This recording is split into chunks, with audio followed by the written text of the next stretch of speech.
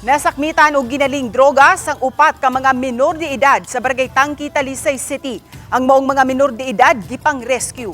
Ano ang report ni Femery Dumabo? Mga minor de edad nga nag-edad og 12 anyos hangtod sa 15 anyos ang nasakmitan og mga pinakete sa Shabu sa kapulisan sa syudad sa Talisay sa Barangay Tangki niadtong Biyernes sa hapon.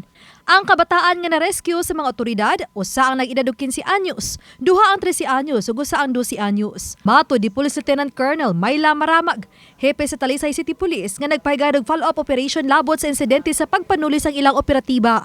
Apan sa pag-abot sa kapulisan sa lugar, ang mga batan-on ang misugat kanila diin nakit-an nga nagbitbit og illegal nga drogas. Ang 15 anyos nakuhaan og 8 kagagmay nga pakete sa Shabu. Ang 12 anyos nasakmitan og 10 ka pakete ug ang mga 13 anyos nakuhaan og 16 ka gagmay nga pakete sa Shabu ug 10 ka pakete sa gituhang Shabu.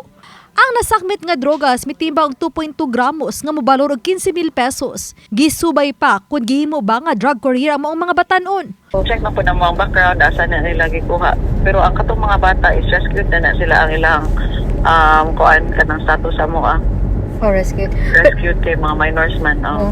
Pero attorney, based sa ato abang investigation sa taod ani mga bata gipanghimong tawag nila drug courier, attorney, no? Dili man po sa wala man nato gyud na kuan na sinati nga courier or kanang kanang we're still on the process of investigating as to that allegation na ginagamit sila as courier. Ang mga batanon nga naa sa kustodiya sa City Social Welfare and Development o gipahimutang sa ilang shelter. Nakigalayo na ang Talisay City Police sa barangay uban pang stakeholders aron matubag ang maong problema.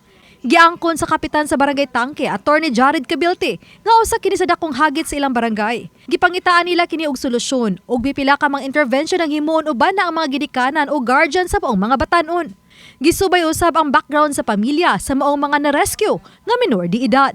Dapat na po nga istiktuhon na gitong ato ang curfew kay para malikaya nato ni ang kaning may nani nga mga panghitabo nya sasad sa mo nakita sa kaning internet cafe kaning mga internetan nga usahay ang pasuod og mga bata bisan og lapas na sa alas 10. So kana sad amo sana sigurong pangusgan kay tanaw namo ang mga bata ko kung naas gawas na doon lang chance ba mga minor ba ani so at least mahipos sila.